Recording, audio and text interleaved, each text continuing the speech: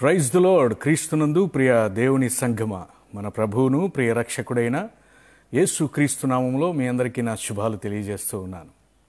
మీరందరూ క్షేమంగా ఉన్నారని, దేవుని కాపుదలలో భద్రంగా ఉన్నారని, దేవుని యందు భయభక్తులు కలిగినటువంటి క్రైస్తవ విశ్వాస జీవితాన్ని మీరు కొనసాగిస్తూ ఉన్నారని నేను నమ్ముతూ ఉన్నాను. మరి ఈరోజు ఉదయాన్నే మీరందరూ ప్రార్థనతో మీ యొక్క జీవితాన్ని మొదలుపెట్టారా, లేకపోతే యాదావిధిగానే లేచి మీ యొక్క పని పాటల్లోకి వెళ్ళిపోయారా? ప్రార్థన అనేది మనకి ఈ సమయంలో చాలా అవసరం. ప్రార్థన మాత్రమే మనకున్నటువంటి ప్రతి అవసరతను తీరుస్తూ ఉంది. ఇదిగో ఈ కష్టకాలాల్లో, ఈ కరోనా విపత్తులో ప్రార్థన మనల్ని కాపాడుతూ ఉంది. కనుక ప్రార్థనతోనే మనము మన రోజును ప్రారంభించాలి. ముందుగా మీ అందరికీ మరి ఈరోజు ప్రత్యేకమైనటువంటి దినము, స్వతంత్ర దినోత్సవమును మనం జరుపుకుంటూ ఉన్నాం భారతదేశమంతయు. మరి దేవుడిచ్చినటువంటి గొప్ప భాగ్యాన్ని బట్టి దేవునికి మాత్రమే మహిమలు తెలియజేస్తూ ఉన్నాను. మరి మీ అందరికీ స్వాతంత్ర్య దినోత్సవ శుభాకాంక్షలు తెలియజేస్తూ ఉన్నాను. ప్రతి ఒక్కరూ స్వాతంత్ర్యాన్ని అనుభవిస్తూ ఉన్నారా? స్వాతంత్ర్యం అంటే ఏంటో అర్థమైందా? ముఖ్యంగా క్రైస్తవులు అనుభవిస్తూ ఉన్నటువంటి స్వాతంత్ర్యం ఏ స్థితిలో ఉంది? క్రైస్తవులు కలిగి ఉన్నటువంటి స్వాతంత్ర్యం ఏ స్థితిలో ఉంది? భారతదేశమంతా అనుభవిస్తున్నటువంటి స్వాతంత్ర్యం, క్రైస్తవులు అనుభవించేటువంటి స్వాతంత్ర్యం, ఈ రెంటికి తేడా తెలుస్తూ ఉందా? మరి మీరు గమనించే ఉన్నారా? ప్రతి ఒక్క జీవితాలలో ప్రభు అయినటువంటి యేసుక్రీస్తు వారు స్వాతంత్ర్యాన్ని ఇచ్చాడు. 2 కొరింథీ పత్రిక 3వ అధ్యాయం 7వ వచనంలో మనం చూడగలిగితే, ప్రభువే ఆత్మ, ప్రభు యొక్క ఆత్మ ఎక్కడుండునో అక్కడ స్వాతంత్ర్యము నుండును అని వాక్యం సెలవిస్తూ ఉంది. ప్రభు ఆత్మ ఎక్కడుంటే అక్కడ స్వాతంత్ర్యం ఉందంట. ప్రభు ఆత్మ ఉన్నదా? మీ యొక్క దేహాలలో ప్రభు ఆత్మ ఉన్నదా? మీ యొక్క కుటుంబాలలో ప్రభు ఆత్మ ఉన్నదా? మీ యొక్క సంఘాలలో ప్రభు ఆత్మ ఉన్నదా? అటువంటప్పుడు మీరు స్వాతంత్ర్యాన్ని అనుభవిస్తారు అని వాక్యాన్ని సెలవిస్తూ ఉంది. ఇక్కడ మనం చూడగలిగితే కొలస్సీయులకు రాసినటువంటి పత్రిక 3వ అధ్యాయము 11వ వచనంలో చూడగలిగితే, క్రీస్తే సర్వమును అందరిలో ఉన్నవాడునై ఉన్నాడు. ఈ ఆత్మ ఏ ఆత్మ? దేవుని ఆత్మ. ఆ ప్రభు ఎవరు? ప్రభు అయినటువంటి యేసుక్రీస్తు వారు. ఈయన అందరిలో ఉన్నాడంట. నీలో ఈరోజు ఉన్నాడా? ప్రభు అయినటువంటి యేసుక్రీస్తు వారు నీలో ఉన్నాడా? ఉంటే గనక ఆ స్వాతంత్ర్యాన్ని నువ్వు అనుభవిస్తూ ఉన్నావా, లేకపోతే నీవు ఏ స్థితిలో ఉన్నావు అనే విషయాన్ని నువ్వు ఖచ్చితంగా తెలుసుకోవాలి. భారతదేశంలో దేవుడు మనల్ని పుట్టించాడు. స్వాతంత్ర్యాన్ని ఇచ్చి, స్వాతంత్ర్యము కలిగినటువంటి దేశములో నువ్వు నివసించాలి, అక్కడ నువ్వు స్వార్థ ప్రకటించాలి అని ప్రభు అయినటువంటి యేసుక్రీస్తు వారు మనల్ని పిలుచుకున్నాడు. స్వాతంత్ర్యం లేనటువంటి దేశాలు చాలా ఉన్నాయి. స్వాతంత్ర్యం లేనటువంటి వ్యక్తులు చాలామంది ఉన్నారు. స్వాతంత్ర్యం లేనటువంటి కుటుంబాలు, సమాజాలు, దేశాలు ఈ సమాజంలో చాలా ఉన్నాయి. కానీ దేవుడు మనలను స్వాతంత్ర్యం ఇచ్చినటువంటి దేశంలో ఉంచాడు. ఇప్పుడు ఈ జనరేషన్ మనం బ్రతుకుతూ ఉన్నామంటే మనం స్వాతంత్ర్యం ఉన్నటువంటి దేశంలో ఉన్నాం.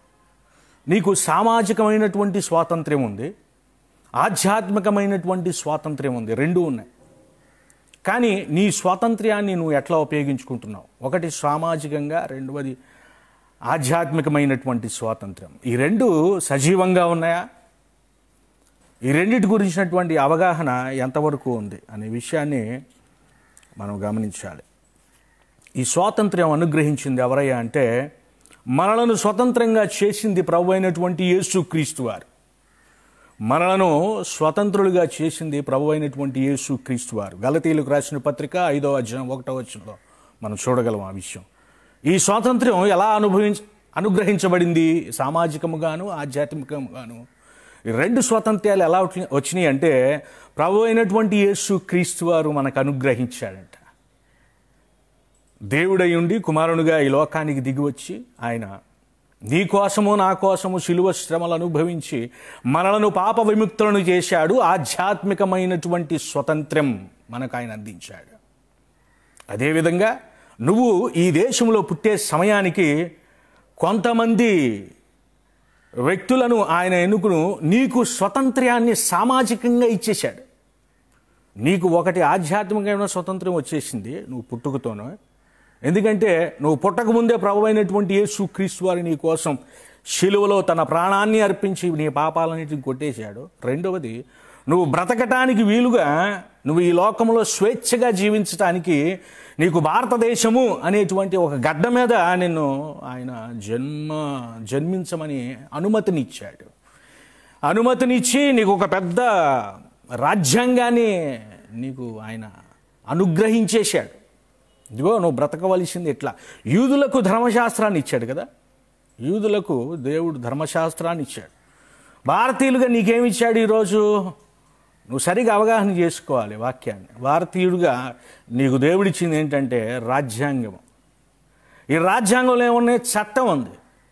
దేవుడు ఏమని చెప్తూ ఉన్నాడు? చట్టాన్ని అనుసరించు అన్నాడు. ఒకటి దైవ చట్టము, రెండవది సామాజిక చట్టము. ఒకటి ధర్మశాస్త్రము అంటే క్రీస్తు దేవుడు యేసు క్రీస్తు వారు దేనినైతే అనుసరించి ఈ లోకంలో బ్రతికాడో దానిని అనుసరించి నువ్వు బ్రతకాలి, అంటే బైబిల్ గ్రంథము. రెండవది సామాజికంగా నువ్వు ఎలా బ్రతకాలో దేవుడు నీకు ఈ రాజ్యాంగం నీకు పొందుపరిచి ఉంచాడు. నీకు స్వాతంత్రం ఎట్లా వచ్చింది సామాజికంగా అంటే రాజ్యాంగాన్ని చూపిస్తావు, బైబిల్ని చూపించవు. ఆధ్యాత్మికంగా నీకు స్వాతంత్రం ఎలా వచ్చిందని బైబిల్ని చూపించాలి. ఆ బైబిల్లో ఎవరున్నారో? ప్రభు అయినటువంటి యేసు క్రీస్తు వారు. అర్థమవుతుందా? ఈ రెండింటినీ తేడా నువ్వు చాలా జాగ్రత్తగా గమనించుకోవాలా. నీ యొక్క క్రైస్తవ జీవితాన్ని నీవు సరైనటువంటి దిశకు నడపాల. సరైనటువంటి దిశకు నీకు రాజకీయమైనటువంటి స్వాతంత్ర్యం, సామాజికమైనటువంటి స్వాతంత్ర్యం, ఆర్థికపరమైనటువంటి స్వాతంత్ర్యం, మతపరమైనటువంటి స్వాతంత్ర్యం ఇవన్నీ ఇచ్చింది ఎవరయ్యా అంటే ఈ గడ్డ మీద నీకు రాజ్యాంగం ఇచ్చింది.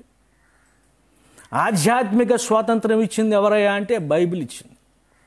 ఈ రెండు సమపాళ్ళలో నువ్వు అర్థం చేసుకోవాలి. భారతదేశంలో ఉన్నటువంటి నీవు అసలు స్వాతంత్ర్య హక్కు గురించి తెలుసా నీకు?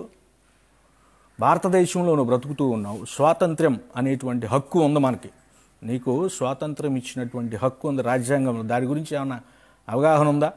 ఏ ఆర్టికల్ ప్రకారమో నీకు స్వతంత్రపు హక్కు కలిగి ఉన్నావో నీవు తెలుసా? దాని గురించి ఏమన్నా ఐడియా ఉందా?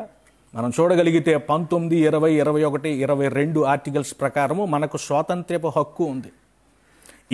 ఈ హక్కును ఎవరు మనకు ఇచ్చారో లేకపోతే ఎవరి ద్వారా రాయబడింది అని ఆలోచించగలిగితే డాక్టర్ బిఆర్ అంబేద్కర్ గారు.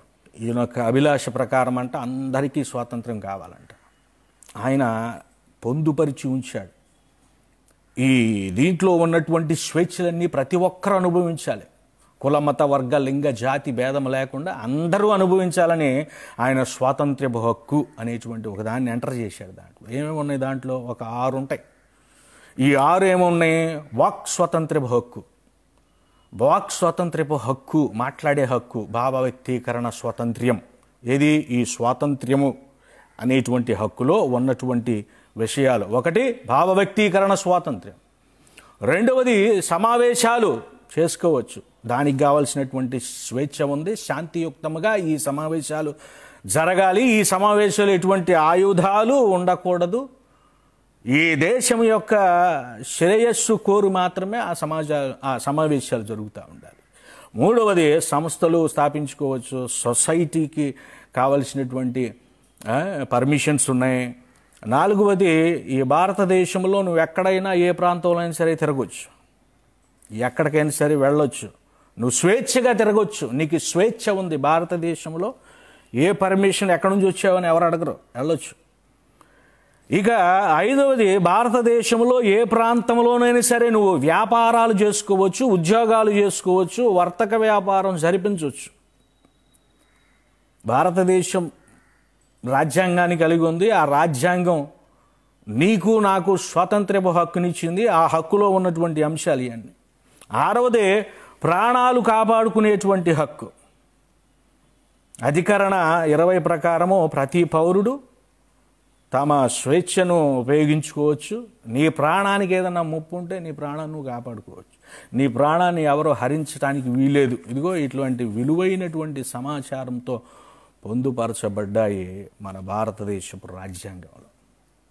ఈరోజు రాజ్యాంగం గురించి మాట్లాడినా, లేకపోతే ఈ హక్కుల గురించి మాట్లాడినా క్రైస్తవులకు నచ్చట్లేదు. అబ్బే మన లోకం ఇది కాదండి, మన పరలోకం అండి, ఇక్కడ మనతో సంబంధం లేదండి, అసలు ఈ ఈ ఈ లోకము అనేటువంటి పరిస్థితులలో మనకు హక్కు లేదండి, మనకి ఎటువంటి హక్కు లేదండి, మనం మాట్లాడకూడదు, మనకి ఎటువంటి స్వేచ్ఛ లేదు, మన రాజ్యము పరలోక రాజ్యము, మన పరిపాలకుడు ప్రభు అయినటువంటి యేసు క్రీస్తు వారు. మంచిదే, ఈ కోణం అంతా ఆధ్యాత్మిక జీవితం. కానీ నువ్వు సమాజంలో బ్రతుకుతూ ఉన్నప్పుడు నీకు రేషన్ కార్డు, నీకు ఓటర్ కార్డు, నీకు పాన్ కార్డు, నీకు పాస్పోర్ట్, నువ్వు భారతీయుడువు అనేటువంటి గుర్తింపు నీకు ఇచ్చింది ఎవరయ్యా అంటే, దేవుడు ఏర్పాటు చేసినటువంటి ఆ స్థితులలో నీకు ఈ హక్కులన్నీ నువ్వు భారతదేశానికి సంబంధించిన వాడివి అనేటువంటి విషయాన్ని నీకు చెప్పింది ఎవరంటే రాజ్యాంగం, భారత రాజ్యాంగం. ఇవన్నీ మాత్రం కావాలి, సమాజంతో మాత్రం నీకు సంబంధం లేదంటే ఎట్లా గుర్తు?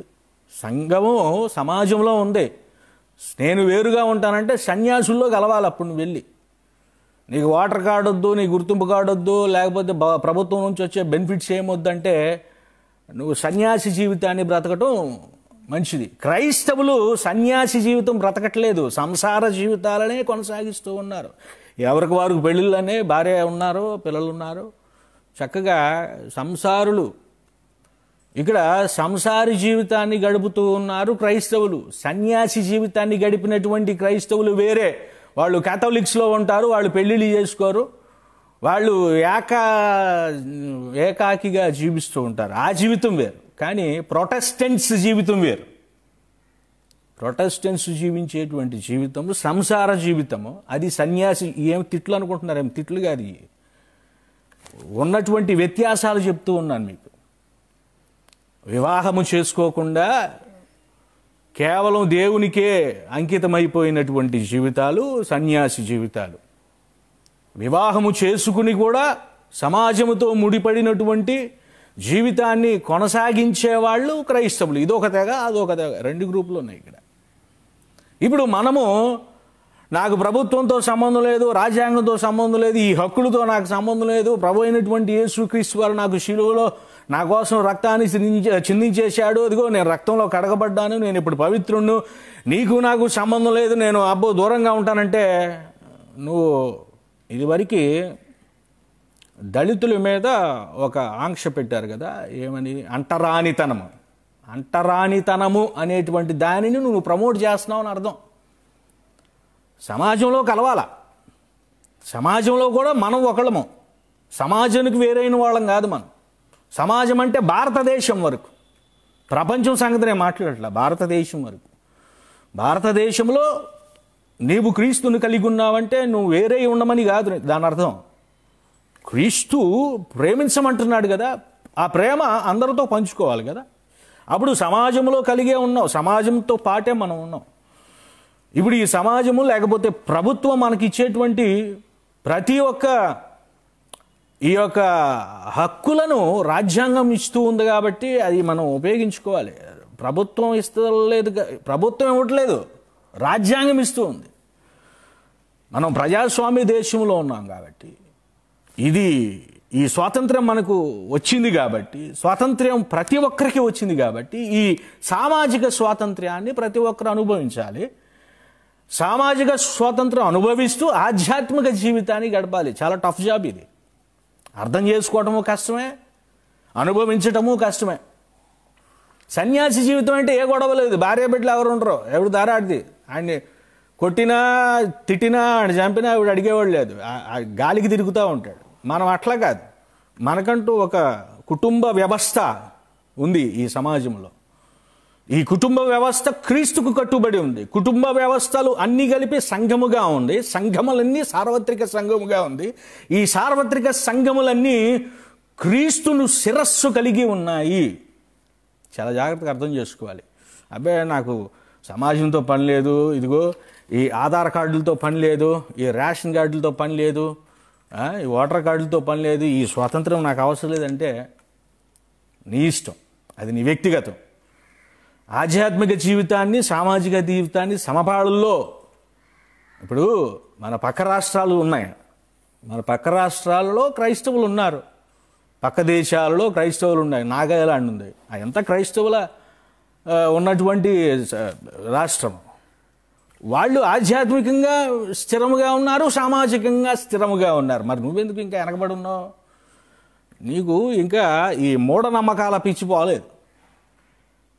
ఇప్పుడు శాస్త్రులు అనేవాళ్ళు కేవలం లేఖనాలను పట్టుకునే ఉంటారు. పరిచయులు అనేవాళ్ళు, సద్దుకలు అనేవాళ్ళు ఉన్నారు. వీళ్ళు లేఖనాలలో ఉన్నటువంటి వాక్యాన్ని ఇంటర్ప్రిట్ చేస్తూ ఉంటారు, వ్యాఖ్యానం చేస్తూ ఉంటారు. అట్లా జీవించే తెగ. ఇప్పుడు నువ్వు శాస్త్రులను పోలి ఉన్నావా, పరిచయులను పోలి ఉన్నావా? ఈ సబ్జెక్ట్ అంతా నీకు తెలియాలి. కానీ నువ్వు నేర్చుకోవడానికి కేవలం ఒక వీడియో సరిపోదు, చాలా మాట్లాడాల్సి వస్తుంది. ఏదేమైనా ప్రస్తుతం మనము స్వతంత్రం కలిగినటువంటి దేశంలో ఉన్నాం. కానీ ఈ స్వతంత్రం కలిగినటువంటి దేశంలో రాజ్యాంగంలో అయితే ఈ స్వాతంత్ర్యానికి సంబంధించినటువంటి అన్ని హక్కులు రాసి ఉన్నాయి. మరి అన్నీ అమలు చేయబడుతూ ఉన్నాయా? నిజంగా నీకు భావ ప్రకటన హక్కు ఉందా? నీ భావ ప్రకటన నువ్వు ఉపయోగించుకోగలుగుతున్నావా? స్వేచ్ఛగా ఈ దేశంలో మాట్లాడగలుగుతూ ఉన్నావా? క్రైస్తవులు మాట్లాడమంటే ఫేస్బుక్లో పిచ్చి పిచ్చి కామెంట్స్ అన్నీ రాస్తూ ఉంటారు. ఎందుకు రాస్తారో తెలియదు. ఒక చిన్న పెద్ద గౌరవం, ఆధ్యాత్మికం, భయభక్తులు ఏమి లేవు.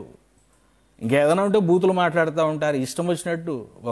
ఒక విషయాన్ని ఒక వ్యక్తి చెప్తూ ఉన్నప్పుడు దాన్ని చక్కగా తీసుకుని దాన్ని ఆధ్యాత్మిక జీవితానికి ఆపాదించుకుని ఇట్లాంటి క్రమశిక్షణ కలిగినటువంటి జీవితాన్ని క్రైస్తవులు కలిగి ఉండాలి. భావ ప్రకటన అంటే ఏది పడితే అది మాట్లాడమని కాదు, ఏది మాట్లాడాలి.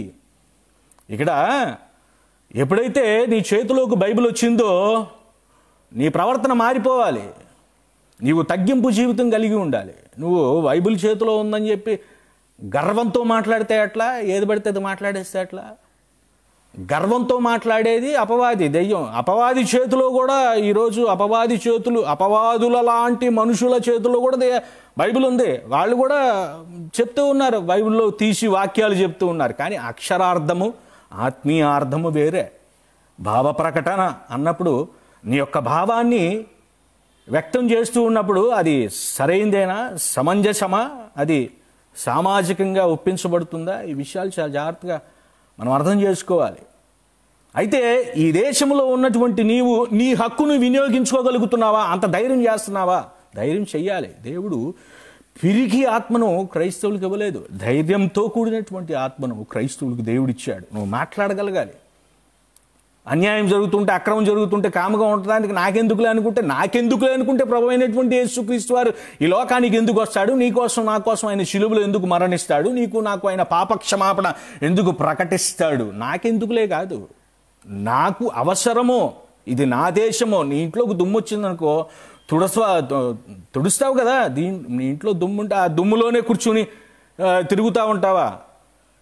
ఆ మురికిలో, ఆ యొక్క రొచ్చులో తిరుగుతూ ఉంటావా? లేకపోతే చక్కగా శుభ్రం చేసుకొని నీళ్ళతో కడిగి డటాలు వేసి వేసి అంతా శుభ్రం చేసుకుని ఇంట్లో ఉంటావా? దేశం కూడా అంతే. దేశం కూడా మందే కాబట్టి ఎక్కడ నీకు సమస్యలు అనిపించినా సరే నీకు మాట్లాడే హక్కు ఇస్తూ ఉంది కదా రాజ్యాంగం. నువ్వు మాట్లాడాలి, నీ యొక్క భావాన్ని వ్యక్తపరచాలి.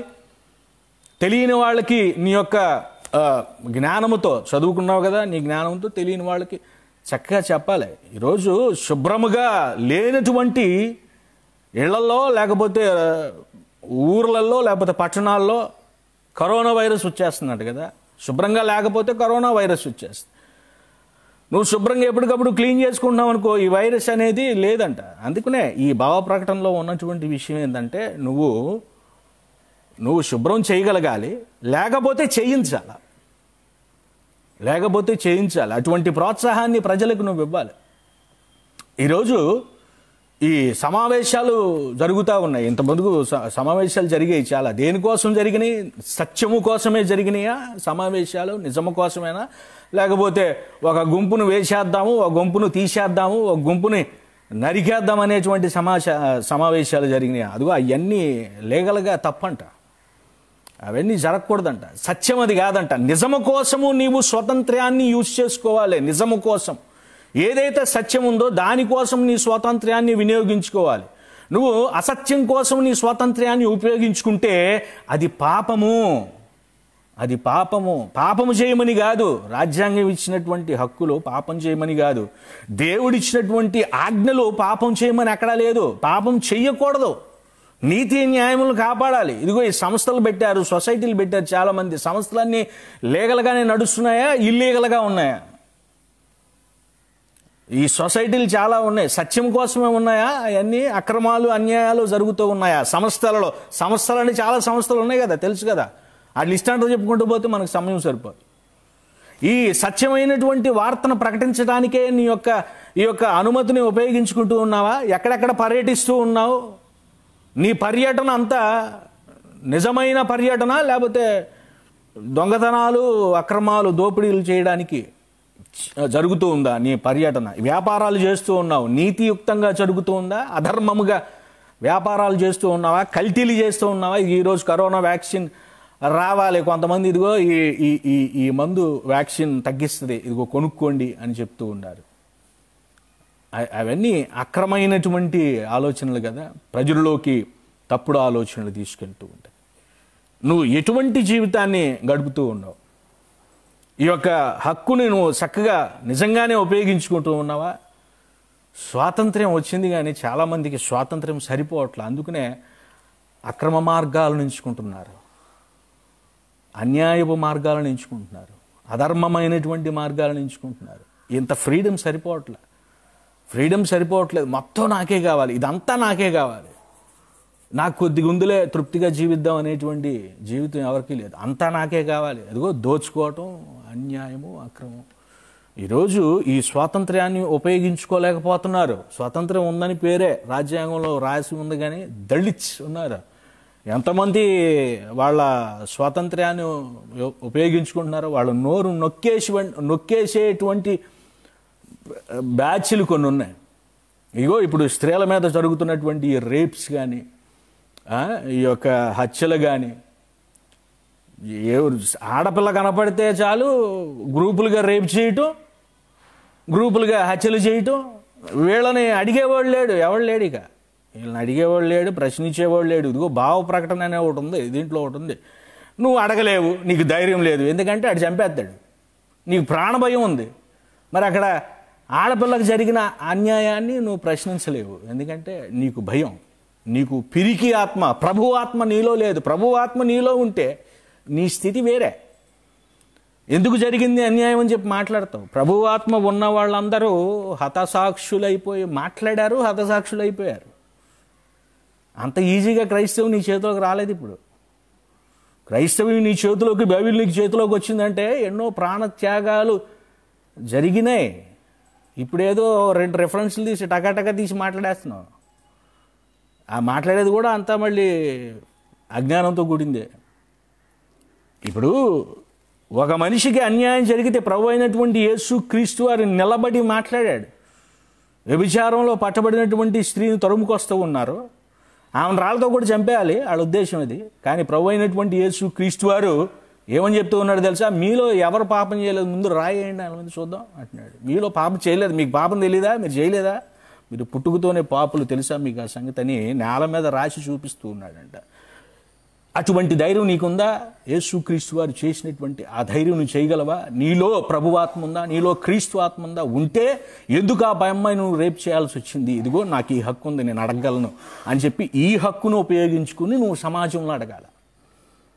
సంఘములోకి ఆ యొక్క పరిస్థితులు రాకుండానే నువ్వు సమాజంలో ఆ యొక్క పరిస్థితులను ఖండించగలిగేటువంటి స్థితిలో నువ్వు ఉన్నావా? భయపడుతూ ఉన్నావా? ఏ పరిస్థితిలో ఉన్నావు నువ్వు? చూడండి, ఈ రోజులు పురుషుల్లో కూడా దళిత్స్ అని చెప్పేసి కుల వివక్ష. కులం కులం కులం కులం, వీడు నా కులం కాదు కాబట్టి వీడిని నేను చంపేయచ్చు, ఎక్కడుంది స్వాతంత్ర్యం హక్కు? రాజ్యాంగంలో రాసి ఉంది. మనుషులు ఉపయోగపడతలేదండి. ఇక్కడ కొన్ని దుష్ట శక్తులు మాత్రమే ఈ యొక్క హక్కులను వాడుకుంటున్నాయి.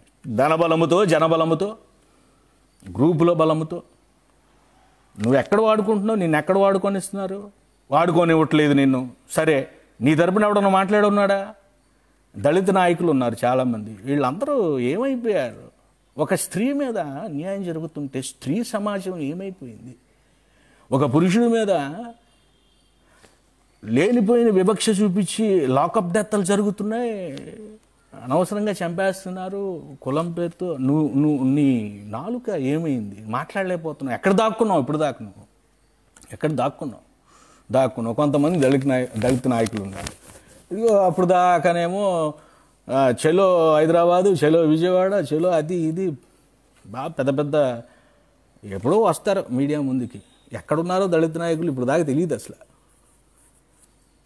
ఎవరు ఈ దళిత్ నాయకులు అనేవాళ్ళు ఒకప్పుడు కూడా మనలాంటి జీవితం, పేద జీవితాన్ని అనుభవించారు. ఇప్పుడు బాగా సంపాదన సూట్ కేసులు వచ్చేసినాయి, డబ్బులు వచ్చేసినాయి, పక్క తప్పుకున్నారు. ఇప్పుడు శుభ్రంగా పక్క తప్పుకున్నారు. ఎవరున్నారని మాట్లాడేవాళ్ళు లేరు. ప్రభు అయినటువంటి యేసు క్రీస్తు వారు దళితుల కోసం మాట్లాడాడు. వాళ్ళనే ఆ రోజుల్లో పాపుల గుంపు అని ముద్ర ఇచ్చారు. ఇశ్రాయేలీయుల చరిత్ర మనం చూసుకుంటే దళితుల చరిత్ర అని చెప్పాలి. ఇక యేసుక్రీస్తు కాలం నాటికి వస్తే అక్కడ పాపుల గుంపు అనేటువంటి ఈ గుంపును పెట్టేవాడు. వీళ్ళందరి తరపున ప్రభు అయినటువంటి యేసుక్రీస్తు వారు నిలబడ్డాడు.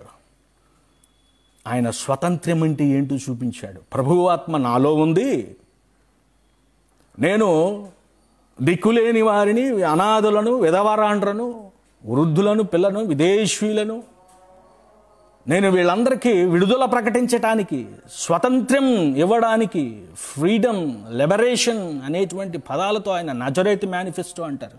యెషయా గ్రంథంలో ఆయన సునగోగుల్లో చదివినటువంటి మొదటి వాక్యం అదే.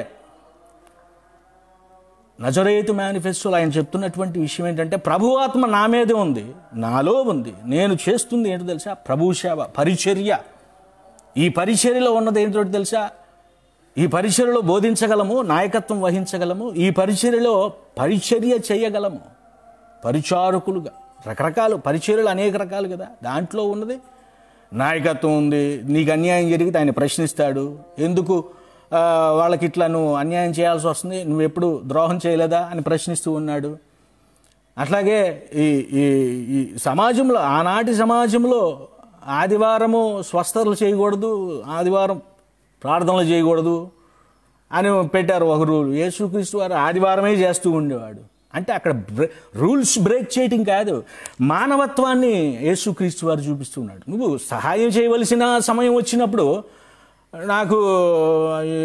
నాకు ఇది ఆదివారము, ఇది శుక్రవారము, ఇది మంగళవారం అని ముహూర్తాలు పెట్టుకుంటే ఎట్లా? పోయే ప్రాణం ఉంటుందా పోద్దా? ప్రాణం పోయేలోపు నోట్లో నీళ్ళు పోయాలి కదా. ఈరోజు మంగళవారం, ఈరోజు శుక్రవారము, అది పిల్ల ఎదురొచ్చింది, శకునం నీళ్ళ కొండతో అమ్మాయి వచ్చింది, విధవరాలు ఎదురొచ్చింది, ఏంటి అన్నీ? వీటిలన్నింటినీ ప్రభు అయినటువంటి యేసుక్రీస్తు వారు ఖండించేశాడు. నిజమైనటువంటి స్వాతంత్ర్యాన్ని ఆయన తీసుకొచ్చి భారతదేశంలో ఉన్నటువంటి నీకు, క్రైస్తవుడిగా ఆయన స్వాతంత్ర్యాన్ని ఇచ్చి ఈరోజు నీకు స్వాతంత్ర్యాన్ని జరుపుకోవడానికి అవకాశం ఇచ్చాడు తెలుసా. ఆయన ప్రేమతో వచ్చి ఆయన పలుకుతున్నటువంటి మాటలు ఏంటంటే, ఈ లోకంలో న్యాయం జరగాలి, ఈ లోకంలో న్యాయం జరగాలి, ఈ లోకంలో ఉన్నటువంటి వ్యక్తులందరూ స్వాతంత్ర్యాన్ని అనుభవించాలి. స్వాతంత్ర్యాన్ని అనుభవించమంటే ఈరోజు వ్యక్తులు శరీర కార్యాలను అనుభవిస్తూ దాని స్వాతంత్ర్యం అనుకుంటున్నారు. బానిసత్వం. స్వాతంత్ర్యం కాదు, అది బానిసత్వం. దేనికి బానిసత్వం? తాగుడుకు బానిసత్వం, జూదానికి బానిసత్వం, వ్యభిచారానికి బానిసత్వం, లంచాలు పుచ్చుకోవడానికి బానిసత్వం, అధికారంకు బానిసత్వం, పరువు ప్రతిష్టకు బానిసత్వం, కుల మతాలు బానిసత్వం. ఇదంతా బానిసత్వం, స్వాతంత్ర్యం కాదు ఇది. స్వాతంత్ర్యం అంటే ఏంటో ప్రభు అయినటువంటి యేసుక్రీస్తు వారు చూపిస్తున్నాడు. హ్యుమానిటీ అంటున్నాడు, హ్యూమిలిటీ. ఆత్మ విషయమై దీనులైన వారు ధన్యులు. ఆత్మ విషయమై దీనులై, ఆత్మకు ఉన్నటువంటి విషయం ఏంటి? ఆయన చిత్తం ఏంటి? దానికోసం నువ్వు దీనత్వాన్ని సంపాదించుకుంటావా? దీనత్వం అంటే వినయాన్ని సంపాదించుకుంటావా? హ్యూమిలిటీ అంటారు. వినయము అంటే లోబడటము. యేసుక్రీస్తు వారు తండ్రికి లోబడి ఈ లోకంలో ఆయన వినయాన్ని ప్రదర్శించాడు, స్వతంత్ర్యాన్ని ఆయన కనబరిచాడు. అటువంటి స్వాతంత్ర్యాన్ని నిన్ను ఉపయోగించుకోమంటున్నాడు ప్రభు అయినటువంటి యేసు క్రీస్తు వారు. నువ్వు ఉపయోగించుకోలేకపోతున్నావు, నీకు ధైర్యం చాలట్లేదు. పక్కవాడికి ఏదైనా అన్యాయం జరిగితే ముహూర్తాలు చూస్తున్నావు, పక్కవాడికి అన్యాయం చూస్తుంటే కులాన్ని చూస్తున్నావు, పక్కవాడికి అన్యాయం జరిగితే మతాన్ని చూస్తున్నావు, పక్కవాడికి యాక్సిడెంటే చావు బతుకుల్లో ఉంటే ఆ సమయంలో లెక్క పెడుతున్నావు. కులం ఏంటి, మతం ఏంటి, జాతి ఏంటి, లింగం ఏంటి, ఏ ఊరు, ఏ దేశం. ప్రభు అయినటువంటి యేసుక్రీస్తు వారు ఇవన్నీ ఏం చూడాల. అందరికీ సర్వమానవాళికి కలిపి ఆయన ఒకేసారి పాప క్షమాపణని ఆయన చేశాడు. ప్రియమైనటువంటి దేవుని సంగమా, నువ్వు ఏ స్వాతంత్ర్యాన్ని కలిగి ఉన్నావు? నువ్వు కలిగి ఉన్నటువంటి స్వాతంత్ర్యం కాదు, అది బానిసత్వం. ఇక్కడ చూడండి, 2 పేతురు 2వ అధ్యాయము 19వ వచనంలో ఉన్నటువంటి మాట, తామే భ్రష్టత్వమునకు దాసులయ్యుండి అట్టివారికి స్వాతంత్ర్యము ఇత్తుమని చెప్పుదురు అంట. ఆడే భ్రష్టత్వంలో ఉన్నాడు. ఇక ఆడు పిలుస్తున్నాడు, ఇదిగో రండి, ఇక్కడ ఈ చెట్టు, ఈ పుట్ట, ఈ రాయి, ఈ రప్ప, దీనికి మొక్కండి, ఇవన్నీ మీకు వరాలు ఇస్తాయి, ఇవన్నీ మీకు మేలులు చేస్తాయి. ఇదిగో ఈ రంగురాళ్ళు పెట్టుకోండి, ఇది పెట్టుకుంటే ఈ మంచి జరిగిద్ది, ఇదిగో ఈ దిష్టి తీయండి, ఇదిగో ద్వారానికి కట్టండి. ఇవన్నీ భ్రష్టత్వంలో ఉన్నటువంటి పనులు. వాడే భ్రష్టత్వంలో ఉన్నాడంట, నీకు స్వాతంత్ర్యాన్ని ఇస్తానని చెప్పి ఆహ్వానిస్తూ ఉన్నాడు. ఒకడు దేని వలన జయింపబడునో దానికి దాసుడగును కదా. జయింపబడ్డారంట. దేంతో? అపవాదితో జయింపబడ్డారు. అపవాదిని ఓడించాలి. కానీ వీళ్ళందరూ ఏం చేశారంటే అపవాది గెలిచిందంట వీళ్ళ మీద. అది ఇక్కడ మ్యాటర్. అపవాది గెలిచేసి వాడిని ఇష్టం వచ్చినట్టు ఆడిస్తుంది. ఈ లోకానుసారమైనటువంటి జీవితాన్ని గడపమని అపవాది అతన్ని కృంగదీసేస్తుంది, అణిచివేస్తుంది, నలగగొడుతుంది, పట్టుకుంది, సంఖ్యలు వేసేసింది. అపవాది సంఖ్యలు వేసేసింది. ఆడేమనుకుంటున్నాడు? ఇదే స్వాతంత్రం అనుకుంటున్నాడు. ఇది స్వాతంత్రం ఎట్లా అవుద్ది? మీరు స్వతంత్రులుగా ఉండుటకు పిలువబడితిరి. ఆ స్వాతంత్ర్యము శరీర క్రియలను హేతువు చేసుకొనక. శరీర క్రియలను హేతువు చేసుకునేది స్వాతంత్ర్యం కాదు. ఆత్మఫలాలను హేతువు చేసుకునేది, ఆత్మఫలాలపై ఆధారపడేది స్వాతంత్రం. ఆత్మఫలాలను అందించింది ఎవరు? ప్రభు అయినటువంటి యేసుక్రీస్తు వారు. ప్రేమ కలిగిన వారే ఒకడినొకడు దాసులై ఉండి అని వాక్యం సెలవిస్తుంది. ప్రేమ కలిగి ఒకరికొకరు మీరు దాసులై ఉండాలి. దాసులు అంటే బానిసత్వం కాదు, లోబడటం, ఒకరికొకరు ప్రేమించుకోవటం, మనిషి హ్యుమానిటీ కలిగి ఉండటం. ఇదిగో సహాయం చేయాలి. నిజమైనటువంటి స్వాతంత్రం ఏమని చెప్పుద్దంటే మానవత్వాన్ని చూపిస్తుంది. కుల, మత, వర్గ, లింగ భేదాలు ఏమి చూడదు. నిజమైనటువంటి స్వాతంత్రం ఎక్కడుంది? క్రీస్తులో ఉంది. క్రీస్తును కలిగినవాడు, క్రీస్తు తనలో ఉంచుకున్నవాడు, ప్రభు ఆత్మ తనలో ఉన్నవాడైతే అతడు నిజమైనటువంటి స్వాతంత్రాన్ని అనుభవిస్తాడు. ఇతరులకు ఆ స్వాతంత్రాన్ని రుచి చూపిస్తాడు. ప్రభు అయినటువంటి యేసుక్రీస్తు వారు చేసింది అదే. ఆయన ప్రతి ఒక్క వ్యక్తిని ప్రేమించాడు కదా, ప్రతి ఒక్క వ్యక్తిని ప్రేమించాడు. నిజమైనటువంటి స్వాతంత్ర్యాన్ని ఆయన మనకు అందించాడు. ఇదిగో మీరు స్వాతంత్ర్యం కలిగి ఉన్నటువంటి వ్యక్తులుగా, దేవుని దాసులుగా, క్రైస్తవులుగా, విశ్వాసులుగా, ఒకటి మీ చేతిలో బైబిల్ ఉండాలి. రెండవది రాజ్యాంగబద్ధముగా మీరు సమాజంలో జీవించాలి. మనుషుల దయందును దేవుని దయందును. మనుషుల దయ సంపాదించాలంటే రాజ్యాంగం ప్రకారం మనం జీవిస్తూ ఉండాలి. ఇక్కడ అన్ని మతాలు ఉన్నాయి. అన్ని మతాలను సమపాలలో మనం గౌరవించాలి. అందరితో స్నేహం చేయాలి. అన్యులు అని చెప్పి తృణీకరించడానికి వీలు లేదు.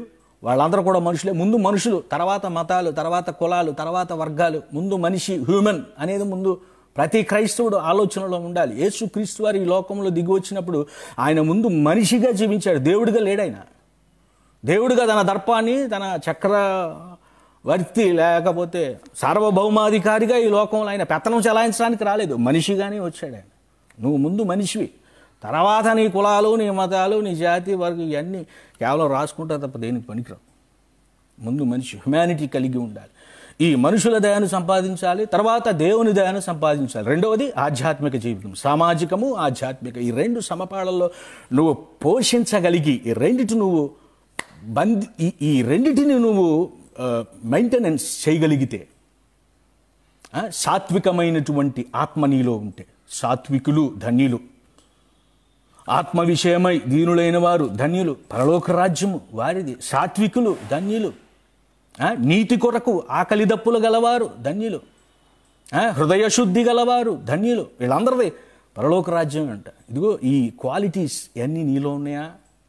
నిజమైనటువంటి ఆత్మఫలాలను నువ్వు అనుభవిస్తూ ఉన్నావా? నిజమైనటువంటి స్వాతంత్రం అంటే ఏంటంటే ప్రభువైనటువంటి యేసుక్రీస్తులో ఉన్నటువంటి గుణ లక్షణాలు, అవే గలతీయ పత్రికలో చెప్పబడినటువంటి ఆత్మఫలాలు. ఈ ఆత్మఫలాలు కలిగినటువంటి నీవు నిజమైనటువంటి స్వాతంత్ర్యాన్ని అనుభవించు. ఎదుటివారికి స్వాతంత్ర్యం అంటే ఏంటో నేర్పించు. ప్రభు అయినటువంటి యేసుక్రీస్తు వారు మనల్ని ఆధ్యాత్మికమైనటువంటి విడుదలను ఆయన కలుగు చేశాడు. ఇప్పుడు మనందరం ఆయన రక్తంలో కడగబడినటువంటి పవిత్రులమైన పరిశుద్ధులమైన స్వాతంత్ర్యం కలిగినటువంటి క్రైస్తవులము. ఈ బైబిల్ మన చేతిలో ఉన్నంతకాలం మనము ఈ సమాజానికి ఏం చేస్తూ ఉన్నాం? సమాజం నుంచి ఆశించడం కాదు, సమాజం నుంచి ఆశించే వాళ్ళు వేరే.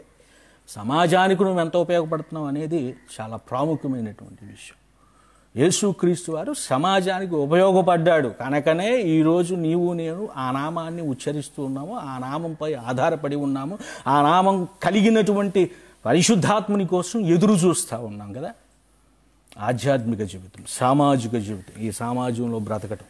ఇదిగో ప్రకృతి వనరులన్నింటినీ నువ్వు స్వేచ్ఛగా అనుభవించవచ్చు. దేవుడు పర్మిషన్ ఇచ్చాడు, ఆ పర్మిషన్ నేను ఇచ్చాను రా బాబు అని చెప్పి రాజ్యాంగంలో పెట్టాడు. వీటిలన్నింటినీ సరిగా సమపాళలో అర్థం చేసుకోవాలి. స్వాతంత్ర్యాన్ని, నిజమైనటువంటి స్వాతంత్ర్యాన్ని నువ్వు అనుభవించాలి. ఎవరైతే నలిగిపోయి, విరిగిపోయి, వేసారిపోయి, కృంగిపోతూ ఉన్నారో వాళ్ళందరికీ నీ ప్రేమను ప్రకటించు. అది నిజమైనటువంటి స్వాతంత్ర్యం. స్వాతంత్ర్యం నువ్వు కలిగి ఉండాలి, స్వాతంత్ర్యాన్ని ఎదుటివారికి ఇవ్వాలి. అది క్రైస్తవ జీవితం. ప్రభు అయినటువంటి యేసుక్రీస్తు వారి ఈరోజు మనతో మాట్లాడుతుంది ఏంటంటే, ప్రభువే ఆత్మ, ప్రభు యొక్క ఆత్మ ఎక్కడుండునో అక్కడ స్వాతంత్ర్యం ఉండును.